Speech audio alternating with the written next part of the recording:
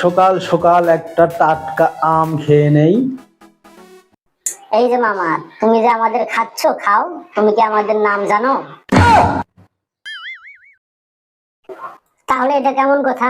নাম জানো না, পরিচয় জানো না, পাইছো আর খাওয়া শুরু করে দিছো। দেখি মামার বাড়ি না? তোমাদের খাইতে গেলে আবার নামও জানতে হবে? তোমরা মানুষেরা কারো পরিচয় না পাইলে আরেকজনের সাথে কথাও ঠিক মতো বলতে চাও না, আর আমার পরিচয় না জেনেই আমাকে খাওয়া শুরু করে দিয়েছো, তাই না? আচ্ছা বলো তাহলে তোমাদের নামগুলো শুনি। এই তো মামা, এইবার লাইনে আসছো। নাও আগে তোমাদের নামগুলোই জেনে নেই। বলো এক করে নাম। আমি ফজলি, বড় জাতের আম। আমি লেংরা। কানা, লেংরা, বয়রা এগুলো নাই? মামা তুমি কিন্তু আমাদের অপমান করছো। আরে না না, বলো। আমি গোপাল ভোগ। আমি খ্রিস্টপাত।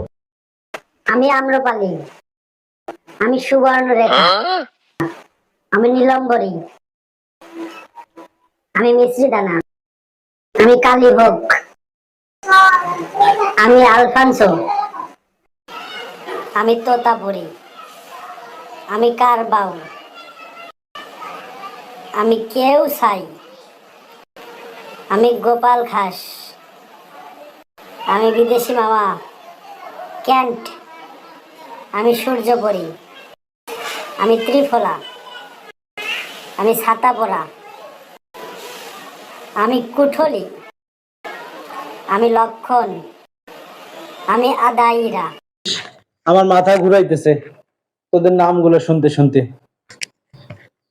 দর্শক, আমরা আসলেই অনেকেই জানি না আম কত প্রকার, কত ধরনের আম আছে চিনি না। না চিনে অনেকভাবে নানান সময় আমরা প্রতারিত হই। ব্যবসায়ীরা যখন যেটা যেভাবে বলে আমরা ওইটাই শুনে নিয়ে চলে আসি, কিন্তু আসলে না, আম না চেনার কারণে এই কাজগুলো হয়।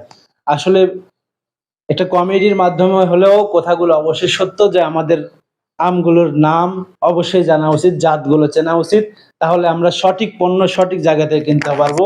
তো দর্শক, দেখা হবে নতুন কোনো ভিডিওতে। সে পর্যন্ত ভালো থাকবেন, সুস্থ থাকবেন। খোদা হাফেজ।